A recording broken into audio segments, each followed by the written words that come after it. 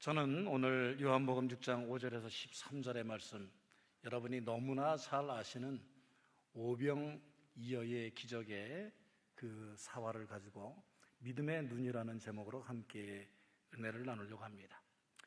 이 오병이어의 기적은 너무나도 잘 알려져 있어서 그 공관복음 4복음서에 다 기록이 되어 있을 뿐만이 아니고, 여러분들이 그림에서 보듯이 초대교회의 각종 그 벽화나 바닥 문양에도 비잔틴 문화에 이어지기까지 계속해서 교회의 중심적인 예수 그리스도의 그 크신 기적, 그리스도의 신앙의 중심에 서 있는 그런 사건입니다.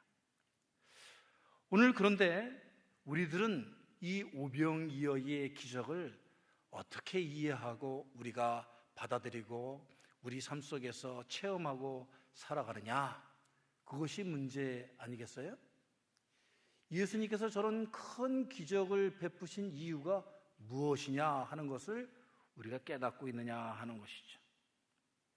우리 신앙인들에게 물어봅니다. 여러분은 이 오병이어의 이 기적을 여러분의 삶 속에서 아멘으로 고백하십니까? 네. 그럼 이렇게 우리 신앙인들은 아멘 하고 대답한단 말이에요. 저도 저의 삶 속에서 이 오병이어의 기적을 저는 진실로 확실하게 고백합니다. 여러분들 사진을 보시면 알겠지만 두 아기가 지금 빵을 먹고 있어요. 저는 저 아이들이 굶어 죽을까봐 빵 2개를 줬을 뿐이에요. 그런데 그 다음 사진을 보시기 바랍니다. 이 아이들이 어느새 이렇게 커가지고 이제 성인이 되어가지고 눈 깜짝할 사이에 이제는 저를 가르치려고 들고 있어요.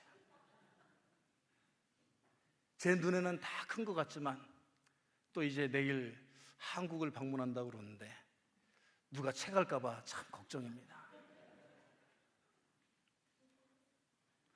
우리는 사실 이 오병이어의 기적을 우리의 삶 속에서 하나님께서 모든 저뿐만이 아니고 모든 분들의 삶 속에서 이루어지고 계신 줄로 믿습니다.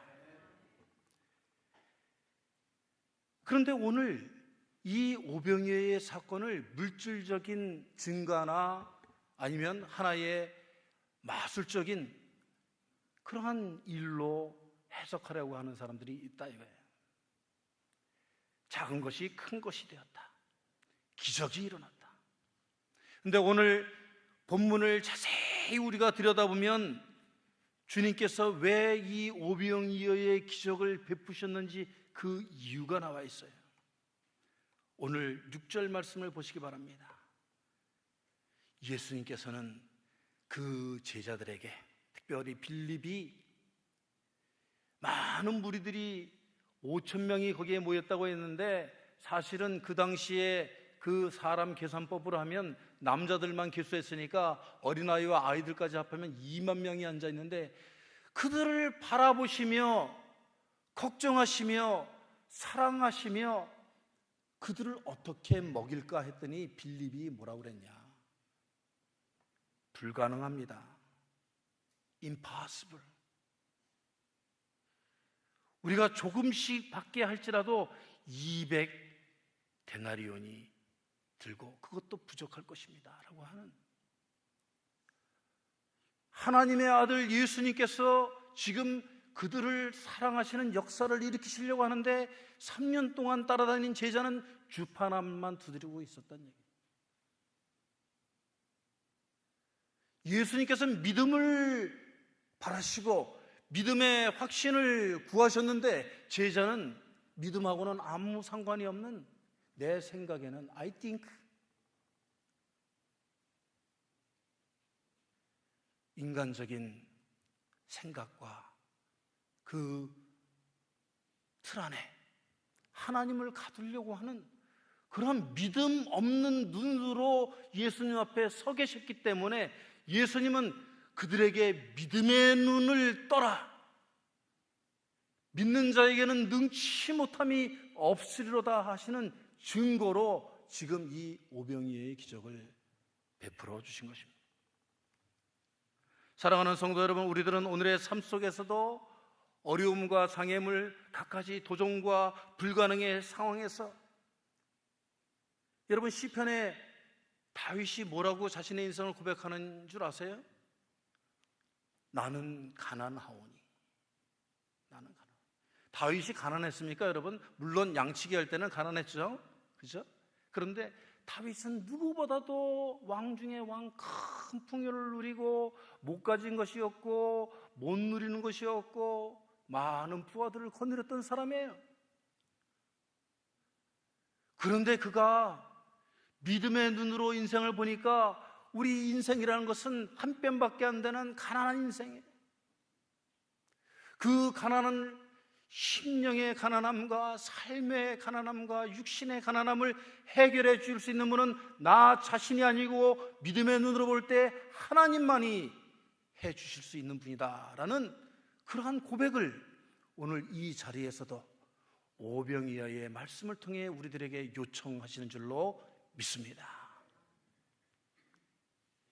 오늘 첫 번째로 우리가 5절에서 7절 말씀, 10절에서 12절의 말씀을 보면은 우리가 하나님의 사랑의 눈을 바라봐야 한다. 또 우리가 하나님의 그 사랑의 눈을 본받아야 한다. 그렇게 말씀하고 계십니다. 오늘은 아버지 주일입니다. 우리가 우리 육신의 아버지만 생각할 것이 아니고 우리 신앙인들은 하늘 아버지, 하나님 아버지를 바라보시는 여러분이 되시기를 축원합니다. 오늘 이 하나님을 아버지로 두신 예수님이 어떠한 눈으로 자신에게 오는 사람들을 바라봤느냐? 오늘 5절 말씀에 분명히 큰 무리가 자기에게 오는 것을 보시고 그 무리들을 사랑의 마음으로, 사랑의 눈으로 바라보시면서 걱정되어서 빌립에게 물으신 거예요. 너는 이 무리들을 어떻게 먹일 것이냐? 빌립이 주님의 그 능력으로, 하나님 아버지의 권세로 모든 것이 가한 줄로 믿습니다. 그렇게 대답해야 되는데 이 빌립은 예수 그리스도의 사랑의 눈길을 쳐다보지도 이해하지도 못했다는 거예요.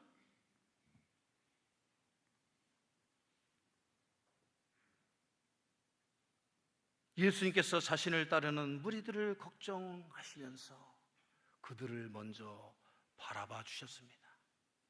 오늘 우리의 하늘 아버지께서도 우리들에게 하늘의 비밀을 깨닫기 위해서는, 그 기적이 너희들의 삶에 이루어지기 위해서는 하나님의 사랑의 눈을 바라보아라, 그렇게 말씀하시는 것 같습니다.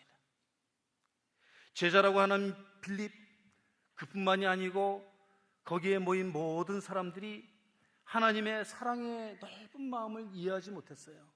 그러니까 거기에 모인 사람들 중에 제자들도 있지요, 또 똑똑한 율법주의자들도 있지요, 거기에 또 관료들도 있었을 텐데 그들 모두가 예수 그리스도의 마음, 예수 그리스도의 눈을 쳐다보지 않고 자신의 세속적인 눈, 계산적인 눈, 비판적인 눈, 의심의 눈으로 예수님을 바라봤다, 이겁니다.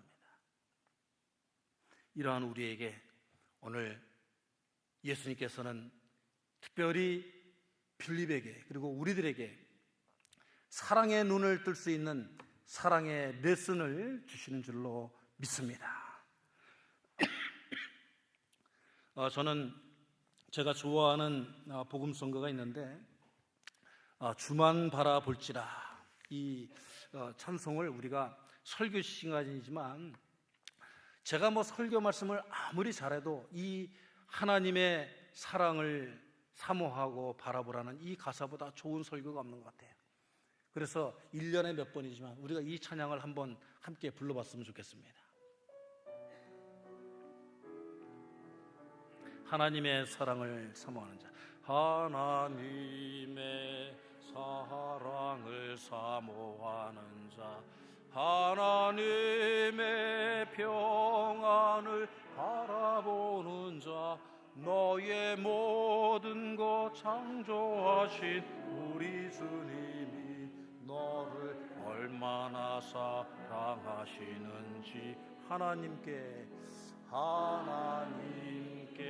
찬양과 경배하는 자, 하나님의 선하심을 닮아가는 자, 너의 모든 것 창조하신 우리 주님이 너를 자녀 삼으셨네. 하나님 사랑의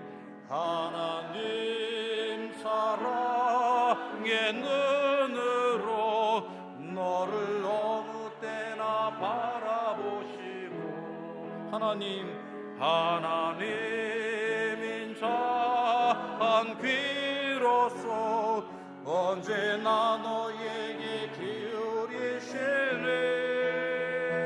어두움에 밝은 빛을 비춰주시고 너의 작은 신음에도 응답하시니 너는 어느 곳에 있든지 주를 향하고 주만 바라볼지라. 하나님 사랑의 눈으로서 어느나 너에게 이르시니 어두움에 밝은 빛을 비춰주시고 너의 작은 신음에도 응답하시니 너는 어느 곳에 있든지 주를 향하고 주만 바라보시라.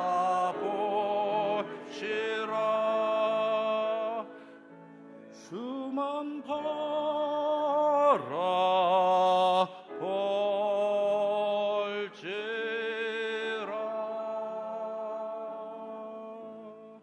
아멘.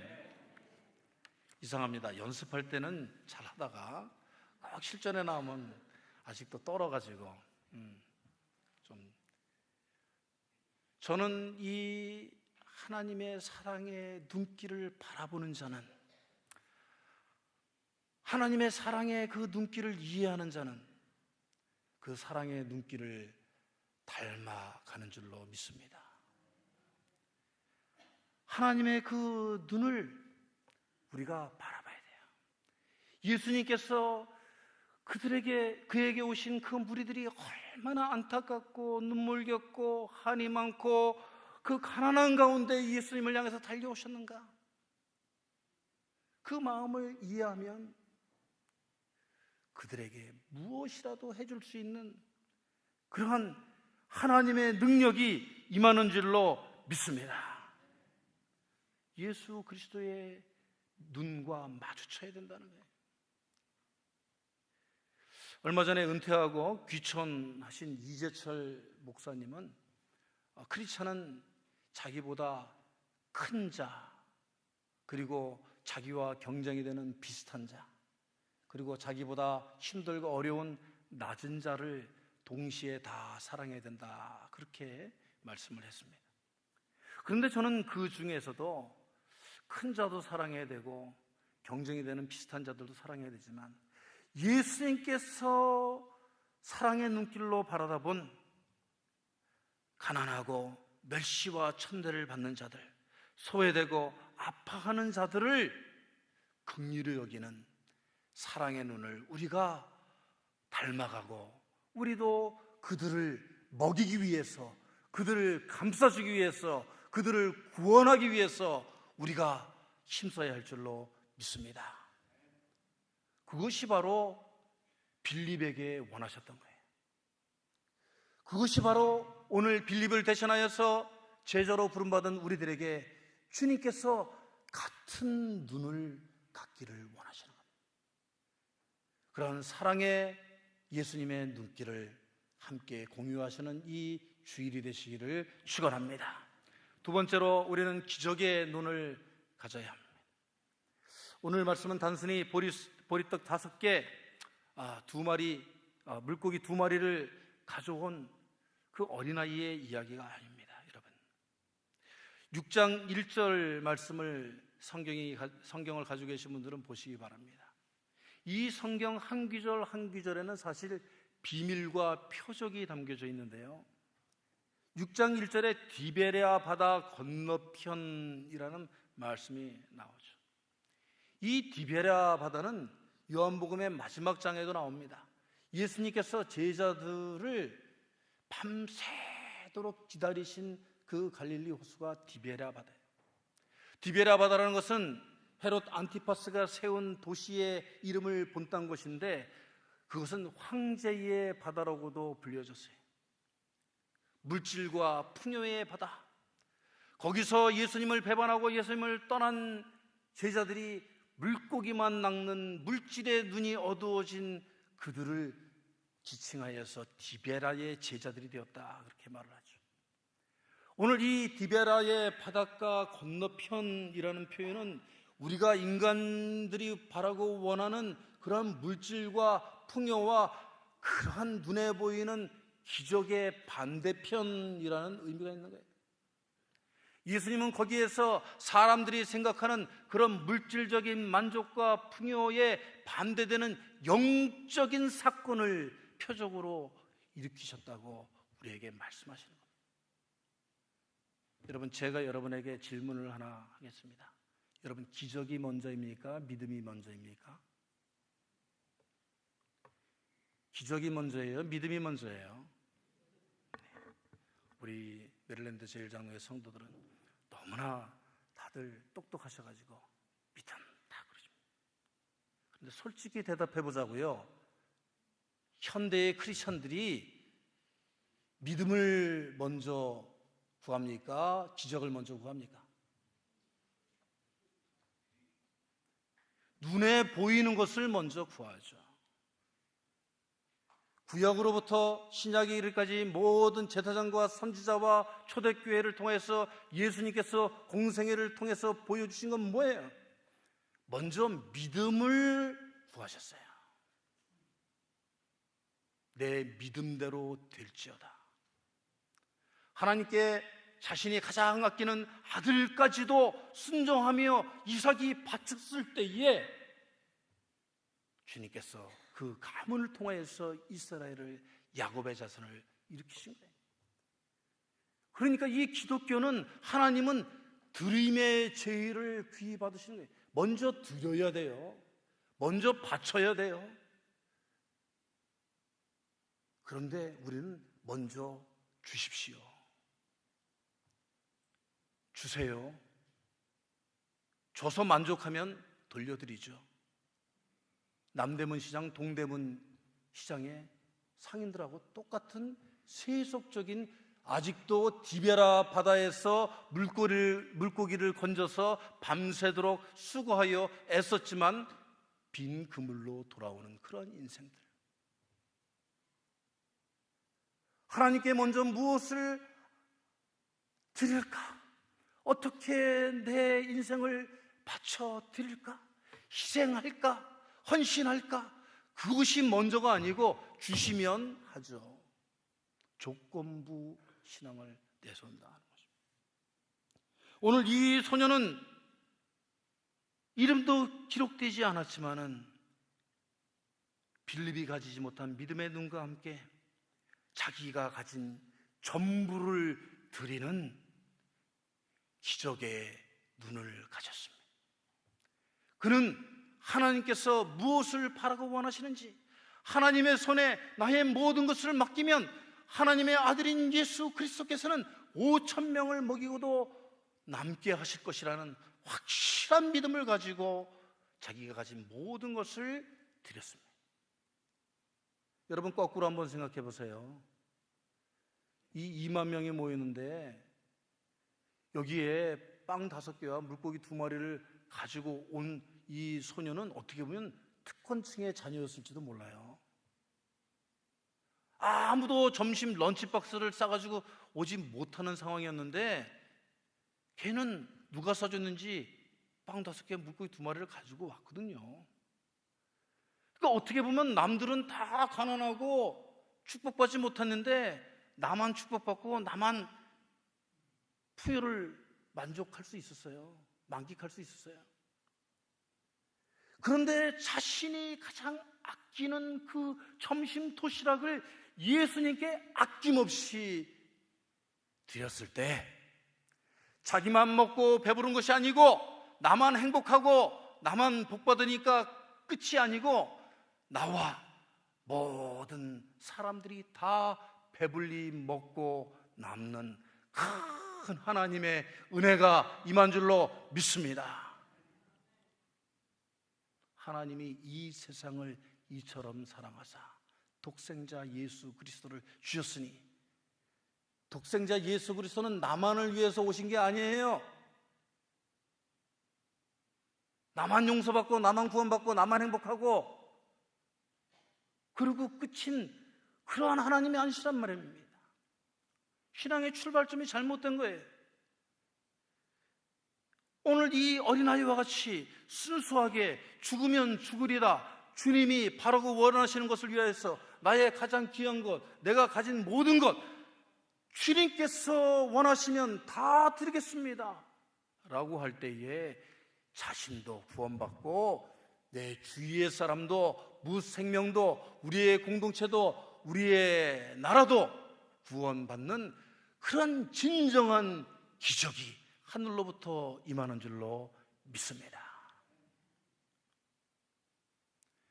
오늘 이 소년이 자신의 최선과 최고를 다하여 드렸을 때에 오늘 이렇게 순수하고 깨끗하고 용감한 정직의 기적의 눈을 주님께서 보시고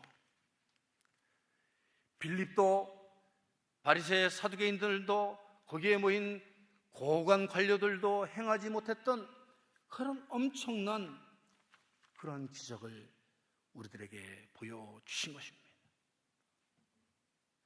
디모데후서 3장 15절에 16절의 말씀을 보시기 바랍니다. 거기에 보면은 분명히 나와 있습니다. 그러나 너는 배우고 확신한 일에 거하라. 너는 내가 누구에게서 배운 것을 알며 또 어려서부터 성경을 알았나니 성경은 능히 너로 하여금 그리스도 예수 안에 있는 믿음으로 말미암아 구원에 이르는 지혜가 있게 하느니라. 아멘. 오늘 여러분 이 오병이의 기적을 통하여서 그 소년의 믿음을 우리들이 배운 줄로 믿습니다. 그러면 배웠다면 그 배운 것에 거해야 돼요. 그것은 그냥 동화 같은, 기적 같은, 하나의 픽션 같은 스토리고 우리의 삶은 다르잖아요. 어떻게 그런 것이 이루어질 수 있겠어요? 성경은 성경이고 성경의 인물들은 그냥 그 성경 속의 주인공들 이름이고 나는 나고, 그들은 가능성에 살았는데 나는 불가능 속에서 살고 있다고 자책하는 것이 아니라 우리가 성경을 보고 배웠다면, 깨달았다면 그것대로 우리가 행하며 거기에 거하는 삶을 살아야 할 줄로 믿습니다. 믿음의 조상과 선조들을 통해서 우리들에게 오늘 이 오병이어의 기적을 보여주신 예수님께서는 우리들도 이제는 디베라 바닷가에서 세속의 눈으로 비판하고 의심하고 평가하는 그러한 신앙의 자세를 버리고 믿음의 눈을 열고 하나님의 뜻과 사명과 사람들을 바라보기를 원하신 줄로 믿습니다. 오늘 나의 손끝과 발끝만 계수하는 우리에게, 필립과 같이 믿음이 없는 우리에게 하나님 아버지께서 말씀하십니다. 눈을 들어 산을 보라. 너의 도움이 어디에서 오느냐? 너의 삶의 기적과 같은 역사가, 은혜가 어디로부터 오느냐? 천지 지으신 하나님께로서이다.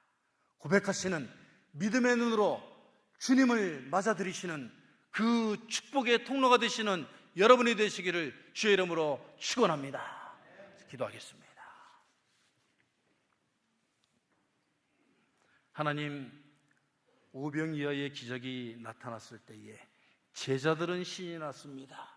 그들은 바구니에 떡과 물고기를 거두면서 예수님이 이렇게 기적을 일으키셨다, 기적만을 바라다 보았습니다.